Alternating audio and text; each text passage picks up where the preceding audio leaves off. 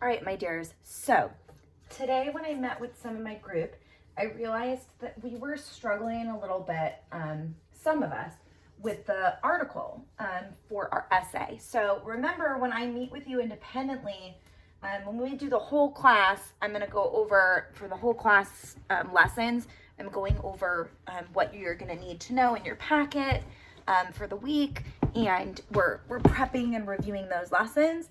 And then when I meet with you in small group class, I want to be able to go over your writing and vocabulary with you and hear what you've written and how you're doing with that piece. So I want to make sure that by Friday, or probably by the next time that I meet with you in small group, that you've got a rough draft of your essay done, so that I can hear from you. But I did notice that some of us were struggling a little bit with some of the bigger words. So I'm going to read this article to you right now. Now is your time to really listen. Get your article out, the three articles on the Titanic, which you're writing your essay about how and why the Titanic sunk, right? And we're starting with source one, and I'm going to read a little bit quickly and try to, because I might have to do a couple videos because I have to keep this short enough that I can upload it. But I just want to read this aloud, and please follow along, and we're going to stop and pause at some of the vocabulary so that it can help you with some of that as well, okay? The unsinkable ship. After 2 years of construction, weighing in a total of 52,310 tons, the British passenger ship, the Titanic, was finally launched on May 31st, 1911. The ship was built by the White Star Line Company, a leading cruise maker at the time, and was advertised as being unsinkable in design. An excerpt from the Shipbuilder magazine in 1911 writes about the different compartments under the ship, designed to close off the water if water somehow got on board.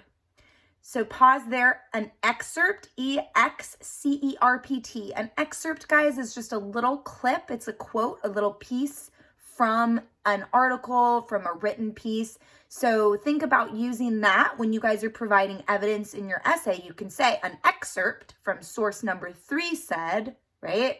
So an excerpt is not the same thing as an expert. We were definitely switching those up.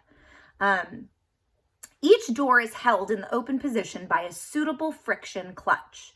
A friction is that word we learned in science, and that was another question that was brought up about the friction is what is stopping that kinetic energy. So going from potential to kinetic, if there's friction, right, things are not able to slip or slide or move as much because there's friction against it. Okay, which can be instantly released by means of a powerful electromagnet controlled from the captain's bridge, so that in the event of an accident or at any time when it may be considered advisable, the captain can, by simply moving the electric switch, instantly close the doors throughout and make the vessel practically unsinkable. The Titanic was designed to stay afloat even with 4 of its watertight compartments being flooded. The passengers and crew alike had absolute faith that the steel ship was positively unsinkable. Unfortunately for both passengers and crew, this claim was only a myth. If we look at the New York Times picture, the title reads, "Titanic sinks 4 hours after hitting an iceberg. 866 rescued by Carpathia. Probably 1,250 perish. Ismay safe. Misses a store, maybe. Noted names missing."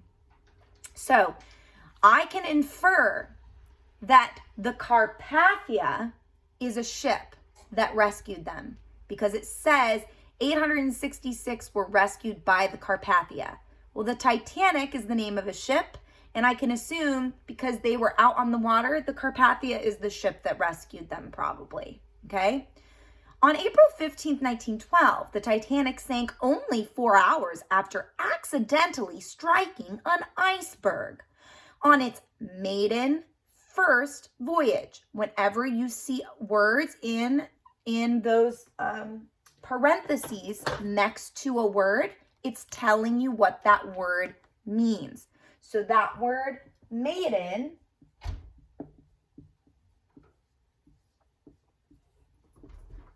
means first, on the first voyage, the maiden voyage, okay? $7.5 million. The Titanic was reduced to nothing but a pile of rubble at the bottom of the Atlantic Ocean. People around the world were shocked. With so many claims referring to the safety of the ship, no one could possibly understand what had happened. But scientists, with the help of many survivor stories, have helped us piece together what went so wrong on that chilly April morning. Even now, over 100 years later, we find ourselves fascinated with the tale of the unsinkable ship, and we still spend countless hours learning and researching this tragic yet alluring tale. So if we look at that word fascinated, I can infer that if it's fascinating, it was probably really interesting. Why? Well, they keep researching about it, don't they? They want to know, they want to learn more. So fascinated means that it's very interesting. And alluring means that it draws you in, kind of where you're on the edge of your seat. You can't wait to find out, right?